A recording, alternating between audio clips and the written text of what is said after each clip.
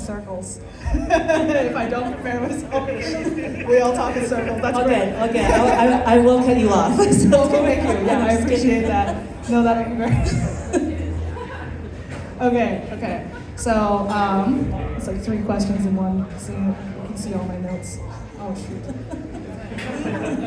People are contacting me. Okay. All right. So for me, the diasporic gaze means telling stories and authentic stories about your experience, regardless of how other people might view you. Because for myself in particular, I identify as queer, I'm neurodivergent, I'm trans, non-binary, and Asian. My family dynamic is like kind of dysfunctional, and I like just a lot of those things are like a little bit outside of what people would expect when they first see me, right? And it shows up in the piece that's actually here today, because the piece, they call me Madam Butterfly, kind of centers an Asian woman experience of being interpreted in an Orientalist kind of point of view, being fetishized, and then like having those experiences kind of internalized within yourself. But I don't identify as a woman anymore, right? But I can still hold that experience even though I identify as trans, non-binary, trans, mask, because those people can still have experiences of girlhood and womanhood in their past, despite how they look and how people view you. And I think with music in particular, it's a little bit easier to transcend those boundaries without compromising, because it's based on how it sounds.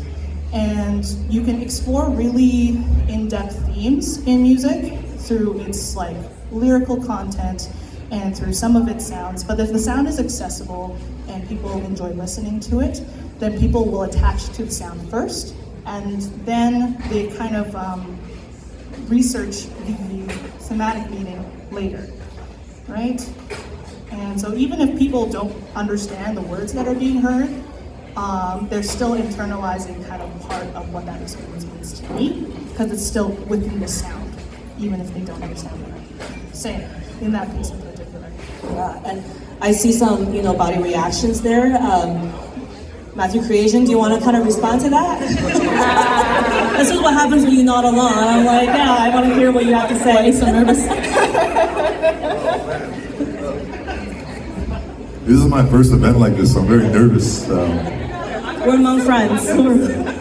I think, I guess, with that experience of like, because me going back to being like, I never felt like I fitted in, or I thought I needed to fit into a certain mold. I think being like Indigenous and also Vietnamese, so it was always a struggle for me to like, how do I navigate? And I think with music, again, it became a lot easier tool, but also dance. It allowed me to like take these tools and navigate my way, where I stopped trying to meet a criteria of what people thought I should be doing. And especially with dance, being in traditional regalia, or just the concepts of dance for me, and transcending past those and not compromising my artistic work, was just not worrying about what people would think, or if I offended anybody, it would be more of like, just do and be myself. I think there was someone, Laura I was talking to earlier, we were talking about like, I was sharing that same thing of like, whether I belonged in an Indigenous role or Vietnamese role. It was like, you should no longer worry about that stuff like that. You should be yourself. Like Matthew, what does Matthew bring to the table? And I think that's what really drove my artwork, is like what I contribute, and as a Vietnamese and as Indigenous. And then even my name was like, I got called, as growing up, that was a thing that was always like those racial slurs. So me finding this name Creation was a way for me to like represent both sides, bringing those two worlds together. So does that answer a little? Yeah, and I thought in your installation too, where you talk about the symbolism of the bridge, and you were doing your dance on the bridge. That is very symbolic in terms of bringing cultures together. Renice, you've really touched on that in your opening, and when I read the blurb for your piece, and I think I would love to hear what you have to say. I'll say the Oh, diaspora. a little bit closer. I would say with the diaspora gaze, it really speaks to just being from the Caribbean in that it's a melting pot of all these different cultures and races. But when you leave that setting of familiarity where everyone is aware that everyone is mixed with something into, say, Canada, where I am, there is still a foreign feeling of, because the people I'm surrounded by are distinctly and evidently Indian, Chinese. Like you can see who they are, and do you fit into that space? Or there's a sort of discomfort because, especially in identifying as Indo-Caribbean, it is not known about. I feel like when people think of the Caribbean, they just think Africans are there and like, okay. And if you try to be a part of Indian settings, it's like you don't necessarily fit into that setting because you don't look the part. But when you're in Jamaica or in the Caribbean, everyone knows you're mixed with something and you're automatically a part of the community. So I would say with this, I'm dipping into multiple parts of the diaspora because I'm dipping into the African side, I'm dipping into Caribbean diaspora here in Canada and the Indian diaspora here. And did I answer the question? I'm not even sure. No, I know. I think that's great, and we're all just kind of building off of each other's response too, right? Busy, tell me what's on your mind. Yeah, you know what? What I'm gonna say is probably gonna tie everything up together because for me, everyone's experience is different. The way I see it is it's like a spectrum. So like I kind of want to tie everything up so that you guys can relate to this experience as well.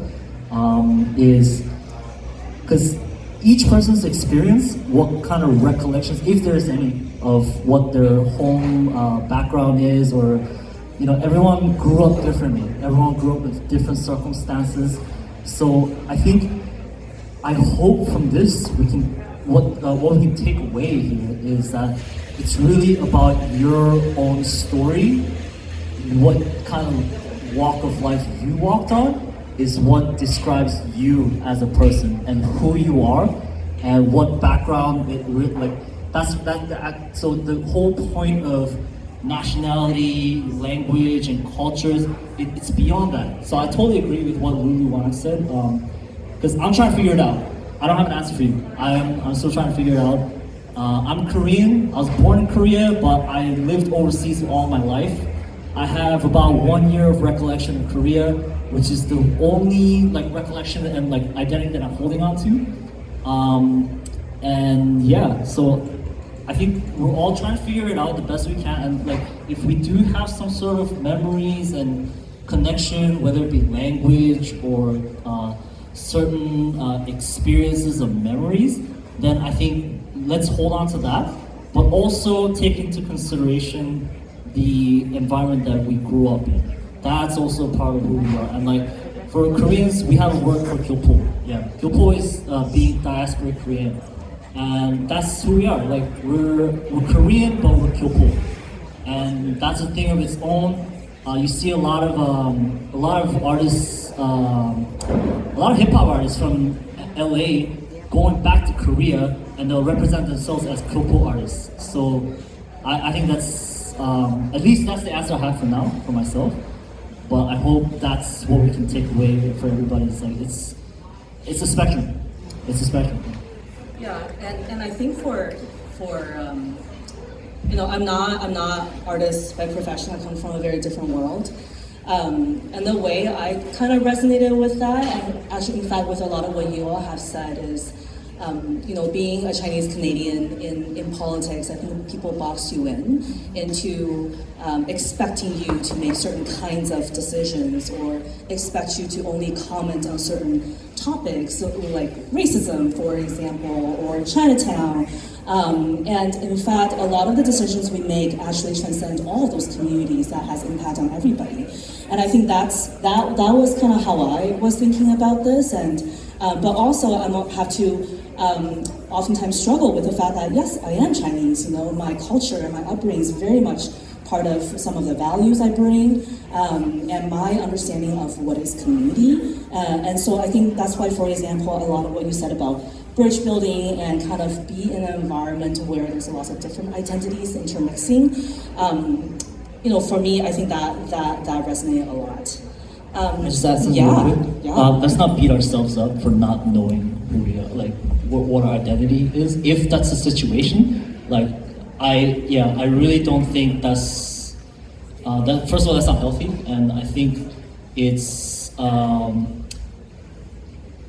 beating yourself up is really not gonna help with anything. So like. Yeah, I just want to say that. Yeah, and I think it comes with that sometimes with that expectation of how the external world just sees you, right? And anyways, really appreciate that. And as we can all kind of hear from your stories. This is a very intersectional, diverse group of artists here, and I would like to hear a little bit from you about in thinking about your role